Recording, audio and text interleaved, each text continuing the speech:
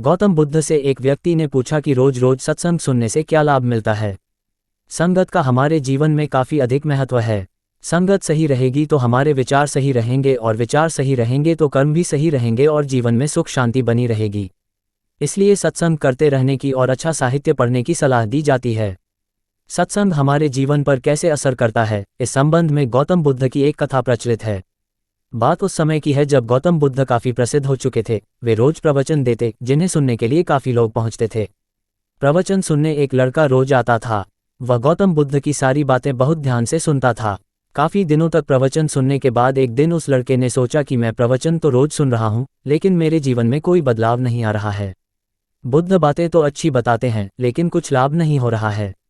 मुझे इस बारे में बुद्ध से बात करनी चाहिए। अगले दिन वह लड़का बुद्ध से बात करने की इच्छा लेकर पहुंच गया। बुद्ध का प्रवचन शुरू हुआ और वे कह रहे थे कि अगर कोई व्यक्ति हम पर गुस्सा करता है तो वह हमसे ज़्यादा खुद का नुकसान करता है। अगर हम भी दूसरे के गुस्से का जवाब गुस्से से ही देते हैं तो हम खुद का नुकसान कर लेते हैं। बुद्ध की ये बातें सुनते ही वह लड़का खड़ा हो गया और कहने लगा कि तथागत, मैं बहुत दिनों से आपके प्रवचन सुन रहा हूँ, लेकिन मेरे जीवन में तो कोई बदलाव ही नहीं आया है। मुझे तो प्रवचन सुनने से कोई लाभ नहीं हो रहा है। बुद्ध ने अपने प्रवचन बीच में रोके और उस लड़के की बात सुनने लगे। जब वह लड़का चुप हो गया तो बुद्ध ने उससे पूछा कि तुम कहाँ रहते हो। लड़का बोला कि मैं श्रावस्ती में रहता हूँ। बुद्ध ने कहा कि श्रावस्ती से यहाँ तक की दूरी कितनी होगी और यहाँ आने में कितना समय लगता है।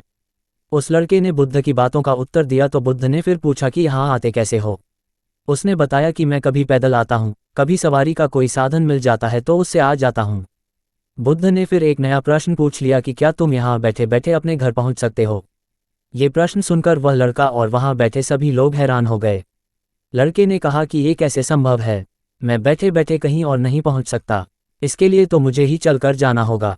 बुद्ध ने कहा कि तुम्हारी बातों में ही तुम्हारे प्रश्नों का उत्तर है। सत्संग सुनने से तब तक कोई लाभ नहीं होगा जब तक कि तुम उन अच्छी बातों को अपने जीवन में उतारते नहीं हो। जब तक तुम अच्छे काम नहीं करोगे, इच्छाओं का त्याग नहीं करोगे, बुराइयों से दूर नहीं रहोगे, तब तक तुम्हारे जीवन में कोई बदलाव नहीं आएगा। सिर्फ प्रवचन सुनने से, यहाँ बैठने से जीवन में कोई बदलाव नहीं आएगा। बुद्ध ने आगे कहा कि अगर तुम कोई अच्छा करना चाहते हो तो उसके लिए तुम्हें प्रयास करना होंगे, विचार करने से काम नहीं होगा।